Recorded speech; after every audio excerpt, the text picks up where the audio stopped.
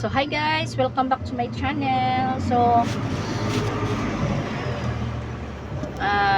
nagbantay lang ko tindahan guys, no. So nako dire kyat sa ni guys, kyat man ni guys, so giluod na po ko guys. So nakoy asin dire, kani ituslo og asin kay naglaway na pud ang buros. Gusto kong kumain ng kyat kasi maasim-asim.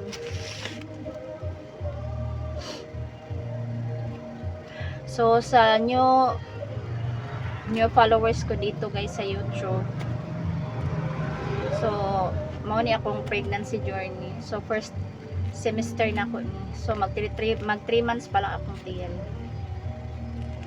So this is my third baby soon. So meron akong dalawang anak, puros lalaki.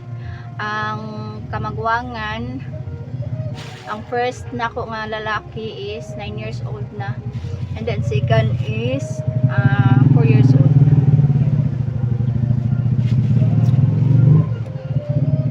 So Bisaya day ko, no, taga Mindanao ko, Butuan City.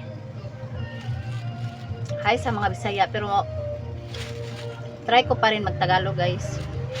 So alam ko naman magtagalog konti lang. Hi sa inyo, medyo maulan dito sa Mindanao. Kung sa Bisaya pa, taligsik.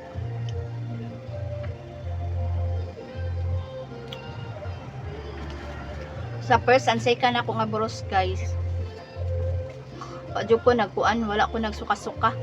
Karon nagsuka-suka ko guys. First month na ako, o karon mag 3 months na akong tiyana. Continue gyapon akong suka, pero dili na kaayo kay itagaan ko og kuan sa doktor. Tagaan ko kanang home remedy ba kung magsuka gid ko nya, maglain man akong kuto-kuto. So iinom lang daw ako ng maligam-gam na tubig.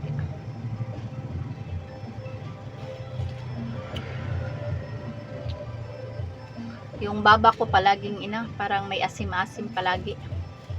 Kaya hindi ako makain talaga ako ng prutas, kasi yung kinakain ko dalawang itlog lang. Ayaw ko palagi mag-rice.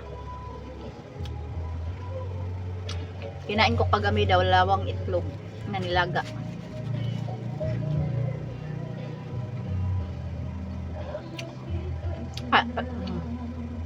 Ngayon na pa 3 months na yung tiyan ko, medyo okay na. So kaya hindi ako naka-upload. Medyo ilang weeks na rin ako na hindi naka-upload, kasi gusto ko lang talaga matulog. Tapos kanang nagsusuka ako palagi, masakit yung ulo ko. Pero normal naman yung BP ko, wala namang problema. Yung paglilihi lang talaga mahirap, kasi hindi ko nakasanayan sa dalawang anak ko ba. Diyos ko day, pag nagprito ng buwad na, ma-high blood talaga ako sa asawa ko, kasi ayoko ng amoy ng buwad, amoy ng tuyo, hindi ko kaya.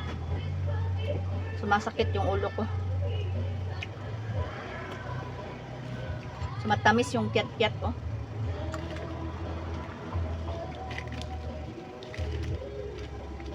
Yung sikmura ko ba, parang hindi ko maano. Kaya kumakain ako nito kasi hindi ko maintindihan ba. Yung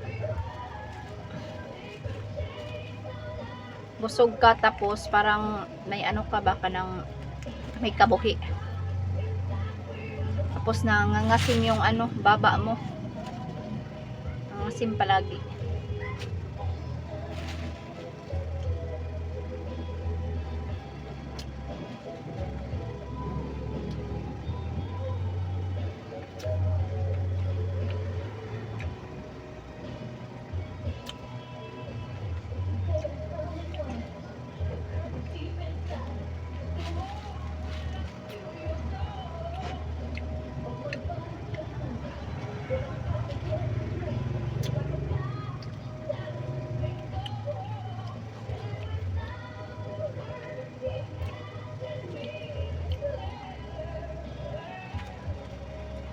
So ipakita ko sa inyo mamaya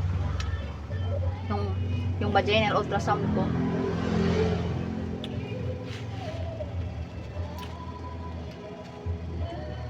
Kasi yung basihan kasi ng doktor ngayon, kahit na nagpositive ka sa PT, marami kasing ganun na nagpositive ka sa TB, tapos pag tingin sa mattress mo, pag ina-ultrasound ka na, wala pang ano, yolk lang, walang bibing laman. Merong mga ganun na tendency. Sa akin, meron na talaga siya. Tao na siya. Siyempre, pag ano no, tao na talaga.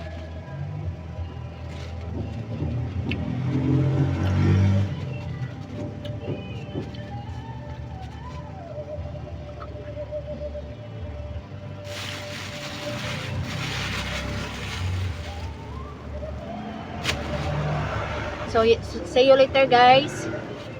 Bye. So, hi guys. Welcome back to my channel. So, andito na ako sa bahay. So, yung anak ko dumidede kasi matutulog daw siya.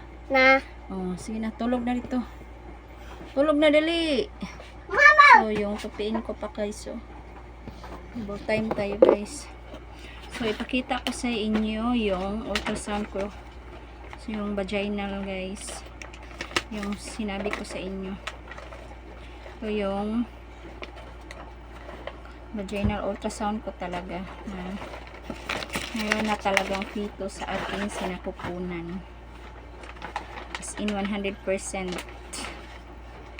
Kasi yung doktor talaga, ganun talaga guys. Ayaw niya ng PT lang. So, yun siya guys.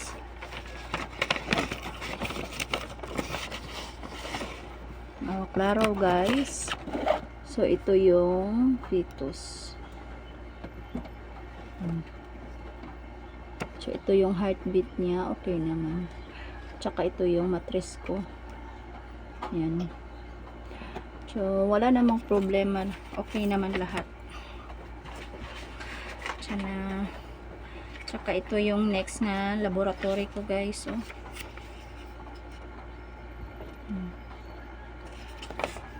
CBC, ano ba to? BDM, HIV, FBS, urinalysis ata to. Ganun. So, babalik ako sa aking bigay ni sa next month sa February 7. So, napakita ko na sa iyo yung ano ba, niresita niya. So, yung niresita niya is para sa good development ni baby, para sa mata, para sa brain at sa skin, at saka sa ano na din, good for the mommies din. So, andyan na yun lahat, minerals, calcium, folic acid. So, ang hirap magbuntis mga guys, no? Yung ano natin, bulsa, ganun talaga ngayon kasi stricto na. Hindi lang pwede kahit sa ano, sa center ka pa. So, ano yan sila, mag laboratory. Yun yung ano ngayon, na parang nag-ano sa noon, yung peros-peros lang. Ngayon, stricto na talaga. So, yung pag manganak ako sa ano guys, sa ano man yun, sa clinic lang nila, ganun talaga yung doktor ko guys. So, first and second. So, pangatlo ko na to. Sana okay lahat. So, ganun talaga si doktor. Dahil ako, low blood ako. So, niresita talaga niya sa akin yung lahat-lahat para hindi magka-problema pagdating sa panganganak ko. So, lalo na yung vitamins at saka calcium. Importante yun. At saka yung folic acid. So, mahirap magbuntis ngayon kasi di lang katawan mo, isip mo napapagod, pati pera. Maghahanap ka ng pera. Kasi paano na yung pag may reseta at saka mga laboratories. Ganun talaga. Pero okay lang yun. Blessings pa rin yun ni God. So, pag may may paraan naman. So, laban lang tayo guys, no? So, magligpit lang ako ng kunti dito guys. So, marami akong ligpitin. Yan yung anak ko. Sana all padededede lang yung anak ko, guys. So, i-end ko na tong vlog na to, guys. So, please subscribe my channel, Nan and Kids. Thank you for watching. Have a nice day. Bye.